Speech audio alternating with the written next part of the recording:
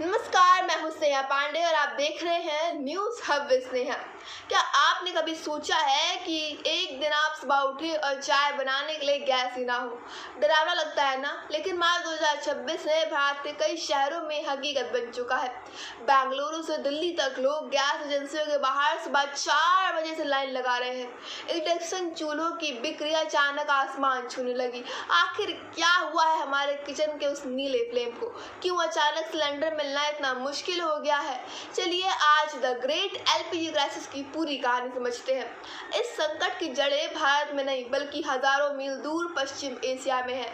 Iran, Israel और America के बीच बढ़ते तनाव ने दुनिया के सबसे महत्वपूर्ण समुद्री रास्ते स्ट्रेट ऑफ हॉर्मुज को लगभग बंद कर दिया है। आपको जानकर हैरानी होगी कि भारत अपनी जरूरत का 62% एलपीजी इंपोर्ट करता है और इस इंपोर्ट का 90% हिस्सा इसी एक सक्रिय समुद्री रास्ते से होकर आता है। युद्ध की वजह से शिपिंग रुक गई है, सप्लाई चेन टूट गई है। जो गैस 5 दिन में पहुंचते उसे अब दूसरे रास्ते से आने में 45 दिन लगते हैं। हालत फिलहाल थोड़ी क्रेजी है। सरकार ने एसेंशियल कमोडिटी एक्ट लागू कर दिया है।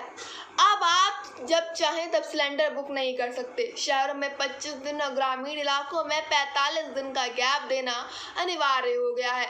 सबसे बुरा हाल तो रेस्टोरेंट और होटल का हुआ है। उन्होंने उनकी ज़रूरत का सिर्फ 20% गैस मिल रहा है। नतीजा, कई ढाबे और छोटे होटल्स बंद हो रहे हैं। यहाँ उन्होंने अपने मेन्यू छोटे कर दिए हैं।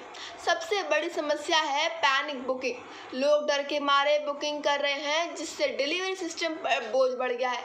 लेकिन सरकार भी हाथ पर हाथ धरे नहीं बैठी है। वॉर रूम तैयार है। सभी रिफाइनरी को आदेश दिया गया है कि अपना एलपीजी प्रोडक्शन बढ़ाएं। पिछले हफ्ते से प्रोडक्शन 28 से 30% बढ़ गया है। हम सिर्फ खाड़ी देशों पर निर्भर नहीं है। भारत अब अमेरिका, कनाडा और अल्जीरिया जैसे देशों से गैस मंगा रहा है। काला बाजारी ऑफर फैलाने वालों पर पुलिस सख्त एक्शन ले रही है। सरकार का साफ कहना है, घरों के लिए गैस की कमी नहीं होने देंगे। भविष्य में भी ऐसा होगा। सच तो ये है कि यह संकट भारत के एनर्जी सेक्टर को हमेशा के लिए बदल देगा। इलेक्ट्रिक रेवोल्यूशन, अब घरों में इलेक्ट्रिक कुकिंग का चलन तेजी से बढ़ेगा। सरकार इंडक्शन चूल्हों पर सब्सिडी दे सकती है।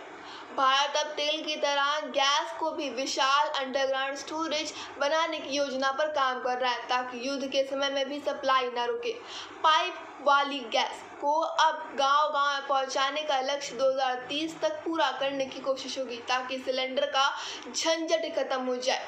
दोस्तों, घबराइए मत, अब गैस का सही इस्तेमाल करें और अफवाहों से बचें। क्या आपके शहर में भी सिलेंडर मिलने में दिक्कत हो रही है? कमेंट में बताइए। और ऐसी गहरी जानकारी के लिए सब्सक्राइब का बटन दबाना ना भूलें। सुरक्षित रहें। नमस्कार।